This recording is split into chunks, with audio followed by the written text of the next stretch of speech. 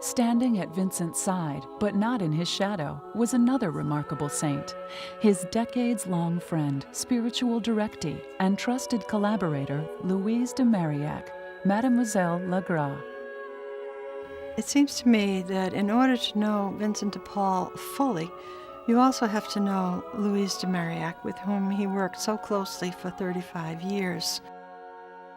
Louise came from a very well-to-do family, but she had a very unhappy childhood. She was illegitimate. She never knew her mother.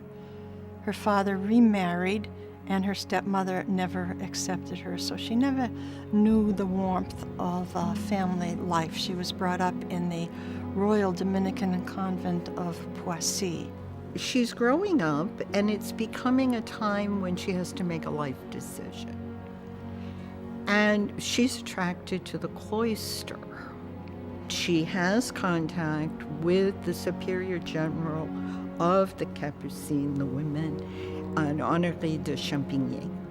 And he says to her, seemingly with no further explanation, no, God has other designs on you. Now, in hindsight, that was prophetic, but to a 15-year-old girl, it was devastating.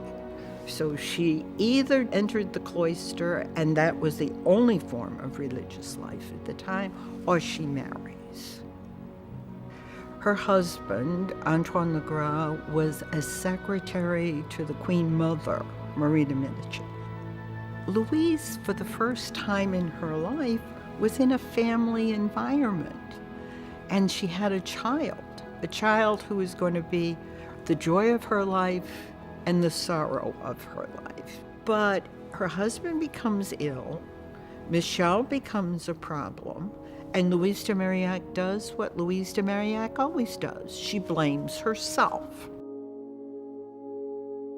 Louise had a sort of lumière, or her light of Pentecost, while she was praying. She was coming out of a depression. She seemed to hear or to see this illumination, this light, where God was telling her about her future. And one of the things that was in this illumination, this light of Pentecost, was that she would have to take a new director, but it would be repugnant for her to accept him. How they actually met is a big unknown. What is certain is that neither of them was happy about it.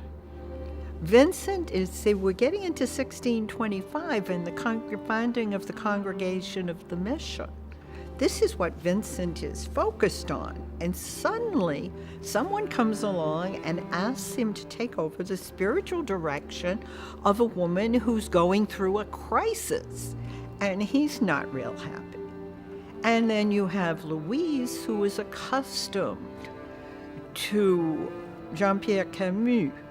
And suddenly, it's this country priest who is going to be her spiritual director. After a while, Vincent began to recognize the exceptional qualities in Louise, and he thought that the best thing for her would be to become involved in serving other people so that she would forget about herself and her own miseries. So he invited her to work in the confraternities of charity.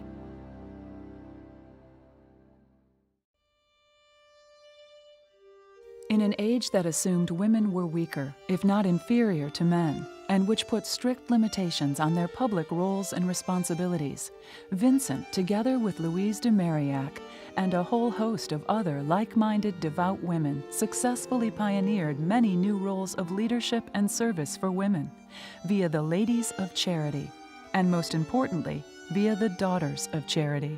The Ladies of Charity were intended always to go into the charity hospitals, to talk to the patients, to offer consolation to the patients, especially to urge them to go and confess. Many people in the hospitals those days were going to die.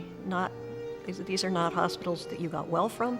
They're often places that you were not going to get well from. And so for a good devout Catholic to make sure that these people confessed themselves, received absolution, was extremely important. And that's what the real mission of the Ladies of Charity was.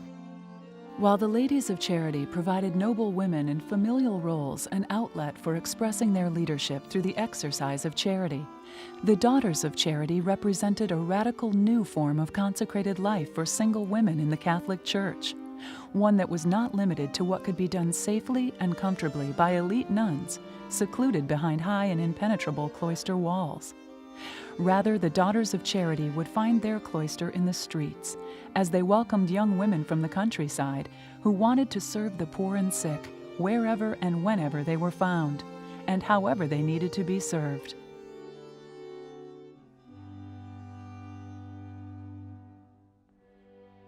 Religious life wasn't just cloister active, it was also wealthy. It was restricted to the wealthy, to those who could pay substantial dowries. And so they have created something without that and have brought a whole group of people into the religious life who would never, ever have had access to it before. Louise de Marillac says, "Dare we hope for such a thing?" And she did dare. They all dare.